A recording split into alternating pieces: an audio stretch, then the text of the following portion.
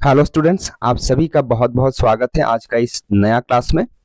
तो आज का क्लास में अपकमिंग आसाम यूनिवर्सिटी सिलचर का बीएड एंट्रेंस एग्जाम 2026 के लिए सेक्शन बी से यानी कि current trends and issues in education से एजुकेशनल लॉज एंड आर्टिकल्स के रिगार्डिंग टॉप 50 एमसीक्यूज डिस्कस करेंगे। तो वीडियो आप सभी के लिए बहुत ही महत्वपूर्ण है, वीडियो को लास्ट तक पूरा देखिएगा। चलिए क्लास को स्टार्ट करते हैं। Question number 1, Which article of the Indian Constitution makes education a fundamental right? तो भारतीय संविधान का कौन सा आर्टिकल शिक्षा को एक मौलिक अधिकार बनाता है, फंडामेंटल राइट बनाता है? तो इस क्वेश्चन का सही जवाब हो जाएगा ऑप्शन सी यानी आर्टिकल 21A। हमारे संविधान का जो आर्टिकल 21A है इसे 86 कॉन्स्टिट्यूशनल अमेंडमेंट द्वारा ऐड किया गया था, शामिल किया गया था इन द ईयर 2002 में शामिल किया गया था। ठीक है, जरूर याद रखिएगा। और यह जो आर्टिकल है, यह आर्टिकल क्या करता है, गारंटी देता है निशुल्क यानी कि मुफ्त और अनिवार्य शिक्षा के लिए, यानी कि जिनका उम्र 6 साल से लेकर के 14 साल के बीच है उन सबको निशुल्क और अनिवार्य शिक्षा देने का गारंटी ये आर्टिकल देता है। आगे बढ़ते हैं question number 2, the right of children to free and compulsory education, जिसे संक्षेप में आरटीई एक्ट कहा जाता है, वाज एनेक्टेड इन। तो यह कानून आरटीई एक्ट कब पारित हुआ था ये आपको बताना है। तो याद रखिएगा यह जो कानून है आरटीई एक्ट ये 2009 में पारित हुआ था। तो ऑप्शन सी इस क्वेश्चन का सही जवाब हो जाएगा। ठीक है, और याद रखिएगा ये वाला कानून एनेक्ट हुआ था 2009 में और इसे प्रैक्टिकली इंप्लीमेंट किया गया था 1 अप्रैल 2010 में आर्टिकल 21A के तहत। ठीक है, चलिए आगे बढ़ते हैं। Question number 3, Which constitutional amendment inserted article 21A?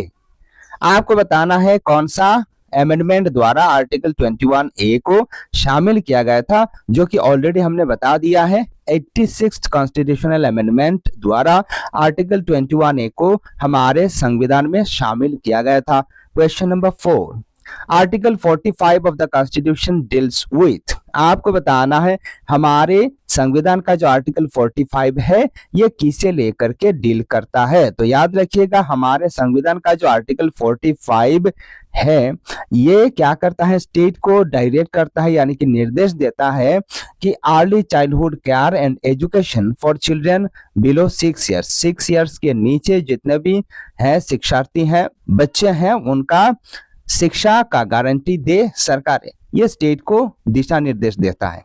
ठीक है, तो इसीलिए इस प्रश्न का कौन सा होगा सही जवाब, ऑप्शन बी।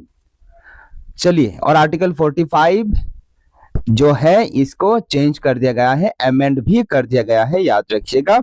आगे बढ़ते हैं question number 5, Which article directs the state to promote the educational interests of SCs, STs and weaker sections? तो कौन सा संविधान का आर्टिकल SCs, STs और weaker sections जो इकोनॉमिकली weaker sections है उनका शिक्षा का गारंटी देने का बात करता है, यानी कि उनके बीच में शिक्षा को प्रचारित किया जाए, प्रसारित किया जाए, ये बताता है। तो इस क्वेश्चन का सही उत्तर हो जाएगा ऑप्शन ए, यानी कि आर्टिकल 46 इसे क्या करता है, गारंटी देता है कि एससीज, एसटीज और वीकर सेक्शंस का जो पढ़ाई है उनको तवज्जो दिया जाए। यानी कि ये जो आर्टिकल 46 है, it is a directive principle of state policy promoting the educational and economic interest of weaker section. ठीक है, ये हम बता सकते हैं। Question number 6, which fundamental duty requires parents और guardians to provide educational opportunities to children aged 6 to 14 years. तो इस क्वेश्चन का सही जवाब क्या होगा, देखिए आर्टिकल 51A और ब्रैकेट में जहां के लिखा हुआ है, यानी कि आर्टिकल 51A के ये वाला जो आर्टिकल है, पर्टिकुलर आर्टिकल जिसे 86th अमेंडमेंट 2002 में ऐड किया गया था, यही क्या करता है, गारंटी देता है 6 साल से लेकर के 14 साल के बीच में जो शिक्षार्थी हैं, जो बच्चे हैं, उनको शिक्षा दिया जाए, ये बात का गारंटी देता है। ठीक है, और फंडामेंटल ड्यूटी हो जाता है ये हमारे जो अभिभावक है, माता पिता है, उनका ये अपना बच्चों को पढ़ाए। चलिए आगे बढ़ते हैं। बहुत सारे हमारे जो संविधान है इसमें बहुत सारे कानूनी दाव पेच है, बहुत अलग अलग प्रकार का आर्टिकल्स है, इसीलिए बड़ा कभी कभार आप भी कंफ्यूज हो जाते होंगे। The RT act guarantees free and compulsory education to children of which age group. तो ये बहुत आसान क्वेश्चन है, अभी अभी हमने किया है। ये 6 साल से लेकर के 14 साल का जो बच्चे हैं उनको पढ़ाने का बात करता है, उनको फ्री और निःशुल्क और अनिवार्य शिक्षा देने का बात करता है। देखिए यहाँ जब CWSN या फिर स्पेशली एबल्ड चिल्ड्रन का जब बात आएगा तब ये 6 साल से लेकर के 18 साल हो जाएगा, क्योंकि CWSN जो बच्चे हैं, स्पेशली एबल्ड जो चिल्ड्रन है, उनके लिए 4 साल ज्यादा है, यानी कि 6 साल से लेकर के 18 साल के बच्चे जो है उनको फ्री और कंपल्सरी एजुकेशन देने का बात करता है right to education act. Next question, which article protects the interests of minorities by allowing them to conserve their language, script and culture. तो माइनॉरिटीज को प्रोटेक्शन देने का आर्टिकल कौन सा है हमारे भारतीय संविधान का? तो इस क्वेश्चन का सही जवाब हो जाएगा ऑप्शन बी, यानी कि आर्टिकल 29 क्या करता है? It safeguards the cultural and educational rights of minorities. ठीक है, चलिए आगे बढ़ते हैं। Question number 9, which article gives minorities the right to establish and administer educational institutions? कौन सा संविधान का आर्टिकल माइनॉरिटीज को क्या करता है? अल्पसंख्यकों को ये अधिकार देता है कि वो अपना एजुकेशनल शिक्षक जो संस्थाएं हैं उनको खोले और इनको एडमिनिस्टर करें। तो इस क्वेश्चन का सही जवाब हो जाएगा आर्टिकल 30। आर्टिकल 30 ये अधिकार देता है, यानी कि article 30 protects minority educational institutions. Question number 10, which article prohibits discrimination in admission to educational institutions maintained by the state on grounds of religion, race, caste, language or any of them? तो इस question का सही जवाब हो जाएगा article 29(2). ये वाला जो आर्टिकल है ना, ये क्या करता है? कोई भी हमारे देश में धर्म के आधार पर, रेस के आधार पर, कास्ट के आधार पर, लैंग्वेज के आधार पर डिस्क्रिमिनेशन ना हो, कोई किसी के साथ भेदभाव ना करे, यह चीज का गारंटी देता है। आगे बढ़ते हैं। वीडियो अच्छा लगे तो वीडियो को जरूर लाइक कीजिएगा। Question number 11, which article guarantees equality before the law? तो आपको बताना है आइन के समक्ष, यानी कि कानून के समक्ष सभी बराबर हैं, इस चीज का गारंटी कौन सा आर्टिकल देता है? तो ये आर्टिकल 14 देता है, because article 14 guarantees equality before the law and equal protection of laws. तो ऑप्शन बी इस क्वेश्चन का सही उत्तर होगा। Question number 12, which article prohibits discrimination on grounds of religion, race, caste, sex और प्लेस ऑफ बर्थ? तो इस question का सही जवाब हो जाएगा आर्टिकल 15। आर्टिकल 15 क्या करता है? It ensures equal access to educational institutions without discrimination. आगे बढ़ते हैं। Next question, which article guarantees equality of opportunity in public employment?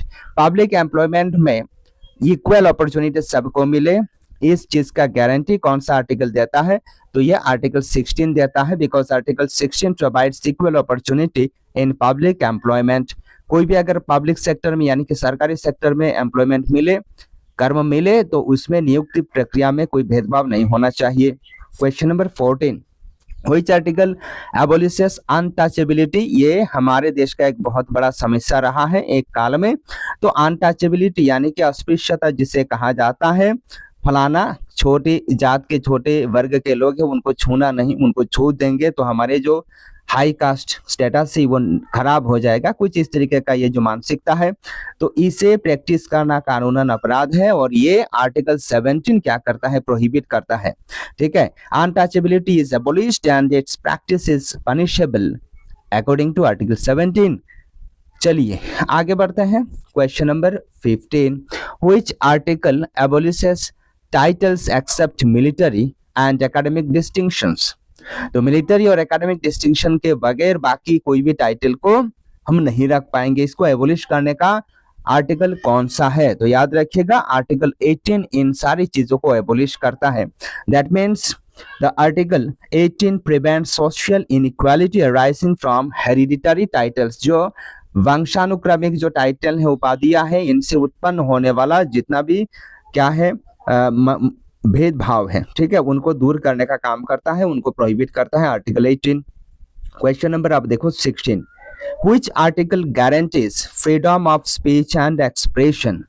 आपको बताना है कौन सा आर्टिकल ये गारंटी देता है कि हमारे मन में कोई भी थॉट है तो उसे हम साझा कर सकते हैं, एक्सप्रेस कर सकते हैं, हमारा जो भी विचार है उसे हम विमर्श कर सकते हैं, स्पीच दे सकते हैं।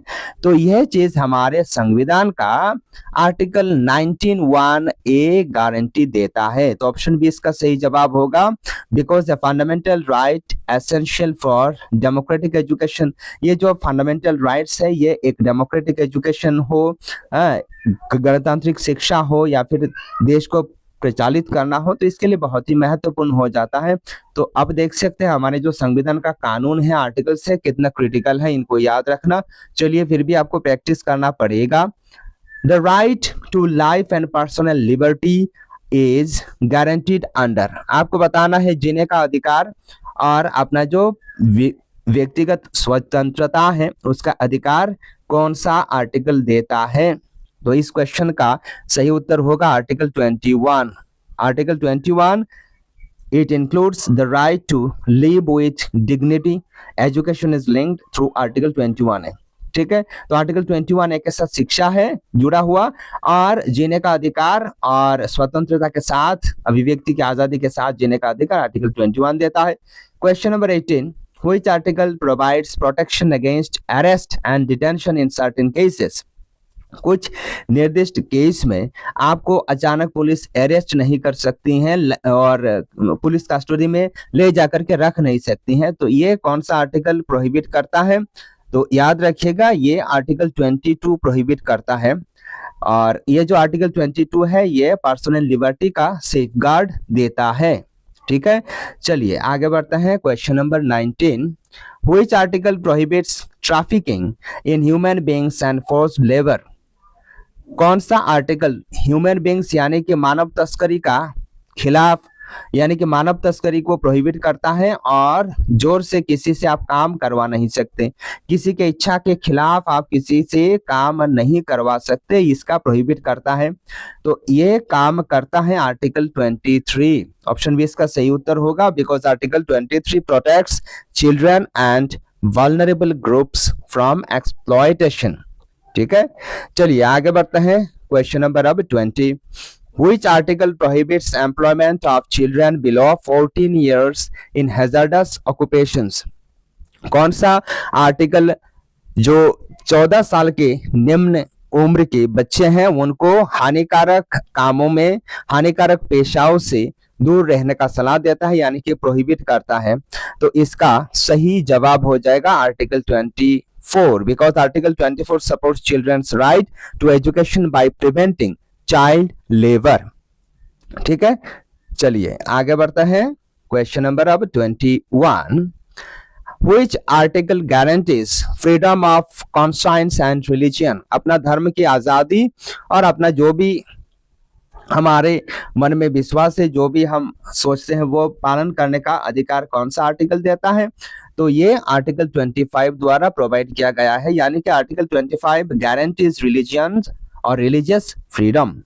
Question number 22, which article prohibits religious instruction in completely state funded educational institutions। यानी कि जो भी सरकारी प्रतिष्ठान होंगे वहां कोई भी धर्म का इंस्ट्रक्शन नहीं दिया जा सकता। ये कौन सा आर्टिकल वादित करता है, प्रोहिबिट करता है।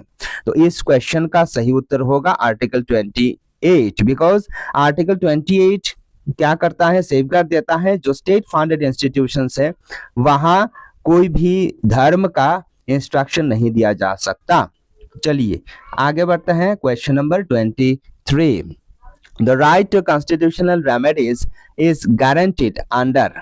कॉन्स्टिट्यूशनल रेमेडीज का प्रयोग कब होता है, जब कोई भी कारण से किसी के द्वारा एक व्यक्ति का, एक भारतीय नागरिक का क्या होता है, मौलिक अधिकार को हनन किया जाता है। तो मौलिक अधिकार को जब हनन किया जाता है तब जाकर के हमारे पास, हमारे जो नागरिक है भारतवर्ष का, उनके पास अधिकार होता है वो जाकर के कॉन्स्टिट्यूशनल रेमेडीज के तहत महामहिम सुप्रीम कोर्ट या फिर हाई कोर्ट जो स्टेट का होता है उनमें जाकर के याचिका दायर कर सकते हैं, और ये अधिकार आर्टिकल 32 देता है। Therefore option C is the correct answer of this question. और ये जो आर्टिकल 32 है ना, इसे heart and soul of the constitution कहा गया है डॉक्टर वी.आर. अम्बेडकर जी द्वारा। चलिए आगे बढ़ते हैं। Question number 24, which constitutional amendment made education a fundamental right? Very important question. कौन सा कॉन्स्टिट्यूशनल अमेंडमेंट द्वारा शिक्षा को एक मौलिक अधिकार बनाया गया है? तो इसका क्या होगा सही जवाब? इसका सही जवाब हो जाएगा 86 कॉन्स्टिट्यूशनल अमेंडमेंट, जो कि लाया गया था इन द ईयर 2002, और इसी के चलते आर्टिकल 21A को शामिल किया गया था, और इसी के द्वारा शिक्षा को एक मौलिक अधिकार का दर्जा दिया गया था। चलिए आगे बढ़ते हैं। Question number 25, Which act is popularly known as RTE Act? आपको बताना है कि इस कानून को RTE एक्ट कहा जाता है। तो आप सब जानते हैं इसका क्या होगा सही जवाब? ऑप्शन सी इसका सही जवाब होगा, because right of children to free and compulsory education act 2009 को ही संक्षेप में RTE एक्ट कहा जाता है। Question number 26, the RTE act came into force on? आपको बताना है ये जो राइट टू एजुकेशन एक्ट, यानी कि इसका पूर्ण नाम है right of children to free and compulsory education act 2009, ये कब से लागू हुआ था? तो आप सब जानते हैं 1 अप्रैल 2010 से इसे कार्यान्वित किया गया था, लागू किया गया था। ठीक है, चलिए आगे बढ़ते हैं। क्वेश्चन नंबर अब 27, Under the Right to Education Act, RTE Act, private unaided schools must reserve what percentage of seats for disadvantaged children at the entry level?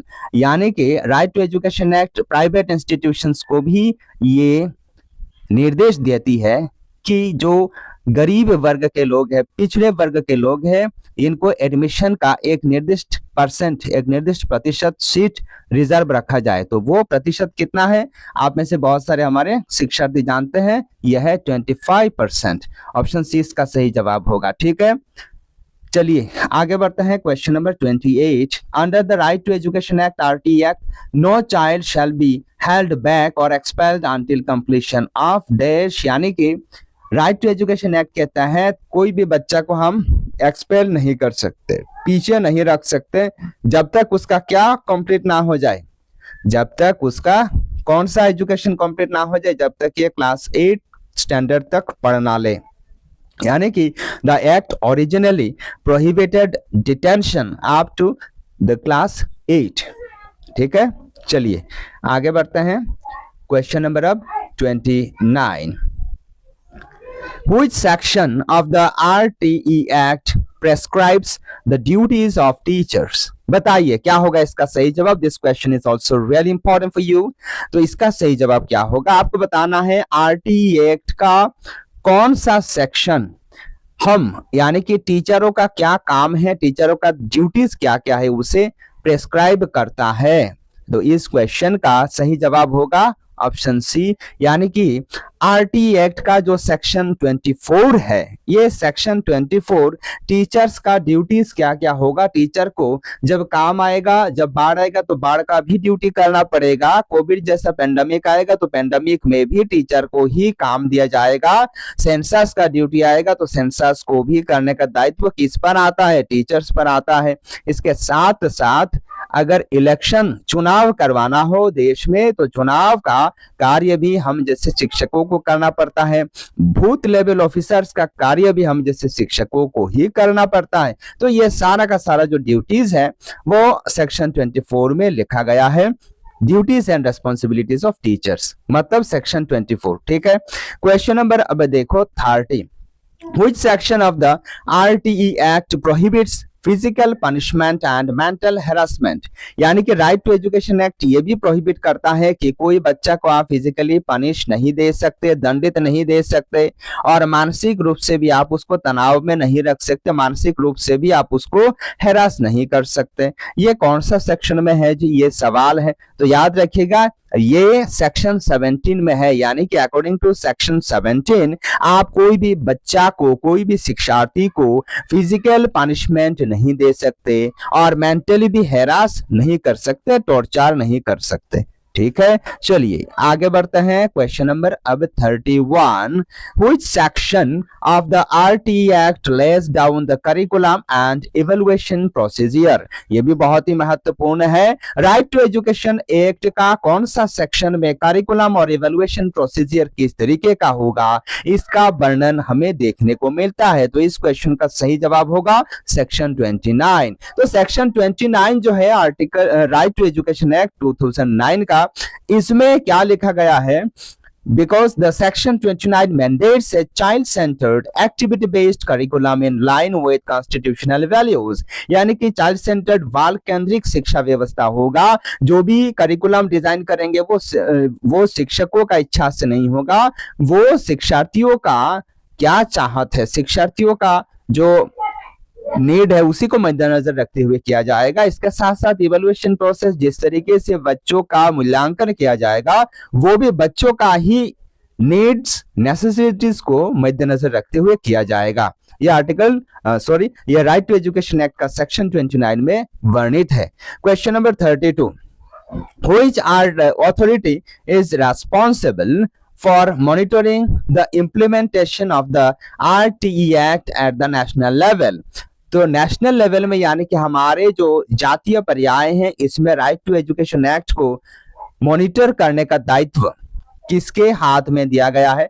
तो यह वाला जो मॉनिटरिंग का काम है, मॉनिटरिंग का दायित्व है, यह दिया गया है national commission for protection of child rights, यानी कि इसे संक्षेप में कहा जाता है NCPCR को, national commission for protection of child rights को दिया गया है दायित्व कि ये जो संस्था है यह क्या करेगी, मॉनिटर करेगी कि राइट टू एजुकेशन एक्ट हमारे देश में कहां तक अप्लाई हो रहा है।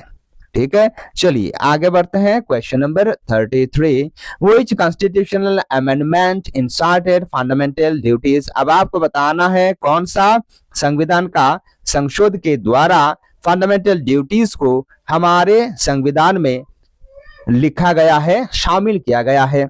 तो इस क्वेश्चन का सही जवाब होगा 42nd अमेंडमेंट, यानी कि 42वां जो कॉन्स्टिट्यूशनल अमेंडमेंट जो कि 1976 में हुआ था, इन द ईयर 1976 में हुआ था। ठीक है, ये 1976 वाला जो अमेंडमेंट हुआ था उसी में फंडामेंटल ड्यूटीज को लाया गया था पार्ट 4A में।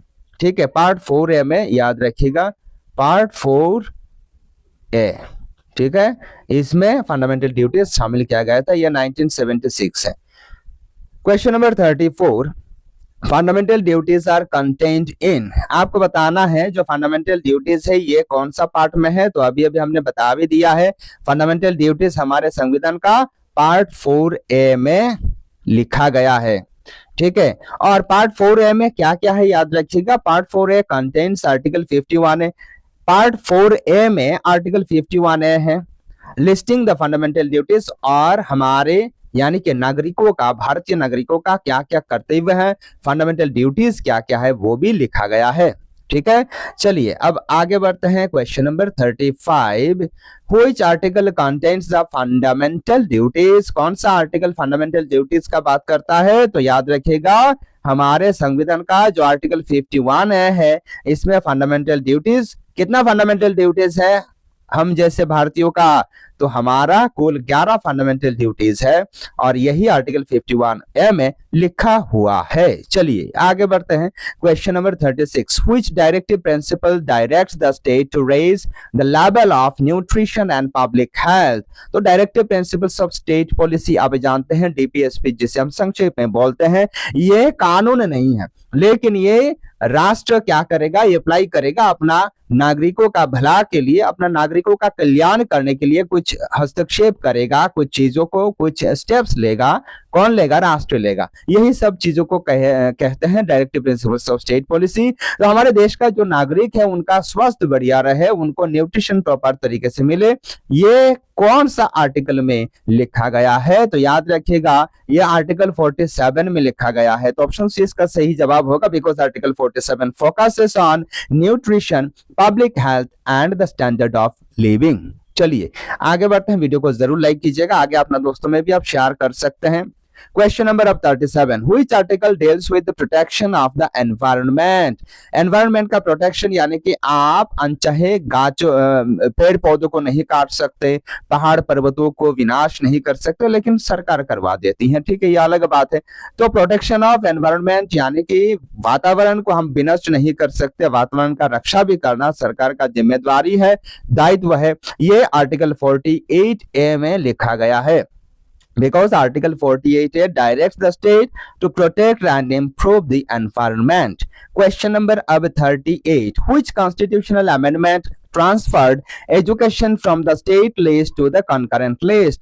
कौन सा अमेंडमेंट के जरिए शिक्षा को स्टेट लिस्ट में जो पहले शामिल था उसको स्टेट लिस्ट में से कॉन्करेंट लिस्ट में लाया गया है? तो स्टेट लिस्ट वाला जो कार्य है वो सिर्फ और सिर्फ हमारे भारतीय जो राज्य है उनके हाथ में होता है, राज्य सरकारें उनको प्रचालित करती हैं, और कॉन्करेंट लिस्ट वाला कार्य राज्य सरकार और केंद्र सरकार मिल करके करते हैं, ठीक है, आप जानते होंगे। तो इसका सही जवाब क्या होगा? देखिए इसका सही जवाब हो जाएगा, ये भी 42वां जो अमेंडमेंट हुआ था, यानी कि 1976 वाला जो अमेंडमेंट हुआ था उसी के जरिए एजुकेशन को स्टेट लिस्ट से स्थानांतरित करके कॉन्करेंट लिस्ट में ला दिया गया था। तो ऑप्शन बी इसका सही जवाब होगा, ठीक है। चलिए आगे बढ़ते हैं, question number 39, at present education is included in which list of the 7th schedule. तो 7वीं शेड्यूल का कौन सा क्या बोलते हैं लिस्ट में एजुकेशन को, शिक्षा को रखा गया है वर्तमान में? तो याद रखिएगा वर्तमान में ये कॉन्करेंट लिस्ट में रखा गया है शिक्षा को।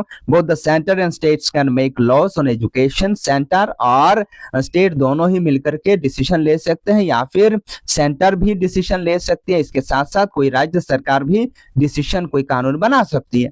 क्वेश्चन नंबर अब 40, Which schedule of the Constitution contains the union, state and concurrent list? आपको बताना है हमारे संविधान का कौन सा शेड्यूल में यूनियन लिस्ट, स्टेट लिस्ट और कॉन्करेंट लिस्ट शामिल है। तो इस प्रश्न का सही जवाब होगा ऑप्शन सी 7th शेड्यूल, जो कि ऑलरेडी हमने डिस्कस कर लिया है, because the 7th schedule distributes legislative powers. चलिए आगे बढ़ते हैं, question number 41, which article empowers the state to make special provisions for women and children? आपको बताना है कौन सा आर्टिकल ये स्टेट को, राष्ट्र को अधिकार देता है कि राष्ट्र चाहे तो महिलाओं पर और बालकों पर यानी कि बच्चों पर स्पेशल प्रोविजन, कानून बना सकती है। तो इस क्वेश्चन का सही जवाब होगा आर्टिकल 15(3). ये जो 15(3) वाला आर्टिकल है ये allows affirmative measures for women and children, यानी कि महिलाओं का अधिकार के लिए, बालकों का, बच्चों का अधिकार के लिए, हक के लिए कानून बनाने का अधिकार देता है article 15(3). Question number 42, which article permits special provisions for socially and educationally backward classes, SCs and STs? तो SCs, STs और जो बैकवर्ड पिछड़े वर्ग का श्रेणी है उनके लिए कौन सा आर्टिकल क्या करता है, स्पेशल प्रोविजन बनाने का अधिकार देता है? तो इस क्वेश्चन का सही जवाब होगा आर्टिकल 15(4). ये जो 15(4) वाला आर्टिकल है It enables educational reservations and welfare measures, ठीक है। चलिए आगे बढ़ते हैं, क्वेश्चन नंबर अब 43, Which article provides reservation in public employment for backward classes? जो पिछड़े वर्ग हैं उनका रिजर्वेशन देने का काम कौन सा आर्टिकल करता है हमारे संविधान का? तो इसका सही जवाब होगा आर्टिकल 16(4). हमारे संविधान का article 16(4) allows reservation in government services. Question number देखो अब 44, Which fundamental right guarantees protection of language, script and culture? कौन सा फंडामेंटल राइट हमारे अपना भाषा, अपना जो लिपि है, इसके साथ साथ अपना संस्कृति को बचा कर रखने का, प्रोटेक्शन देने का गारंटी देता है? तो इस क्वेश्चन का सही जवाब हो जाएगा article 29(1), because article 29(1) protects the cultural identity of the citizens of India. चलिए आगे बढ़ते हैं, question number 45, which article guarantees minorities the right to establish and administer educational institutions? तो ये कौन सा आर्टिकल हमारे देश का जो अल्पसंख्यक है उनको गारंटी देता है अपना शिक्षक यानी कि एजुकेशनल इंस्टीट्यूशन को एस्टेब्लिश करना और उन्हें रन करना? तो ये हमारे संविधान का आर्टिकल 31 अधिकार देता है, बिकॉज आर्टिकल 31, ये 31 नहीं है, 30 और ब्रैकेट में 1, ठीक है, 31 गारंटी देता है, it safeguards minority educational institutions, ठीक है। Question number 46, which of the following is a fundamental right, निम्न में से कौन सा एक फंडामेंटल राइट है, आपको बताना है मौलिक अधिकार कौन सा है। Right to education 6 to 14 years, क्या ये एक मौलिक अधिकार है, बताइए। बिकॉज ये एक मौलिक अधिकार है, बिल्कुल ये एक मौलिक अधिकार है, क्योंकि under article 21 A education for children age 6 to 14 years is a fundamental right बनाया गया है। राइट टू वर्क ये एक फंडामेंटल राइट नहीं है, मौलिक अधिकार नहीं है। Right to equal pay equal pay ये भी एक फंडामेंटल राइट नहीं है। राइट टू लाइवलीहुड, जीने का अधिकार, ये भी जो है कैसे हम जिएंगे, ये लाइवलीहुड, ठीक है, ये भी फंडामेंटल राइट नहीं है, ठीक है।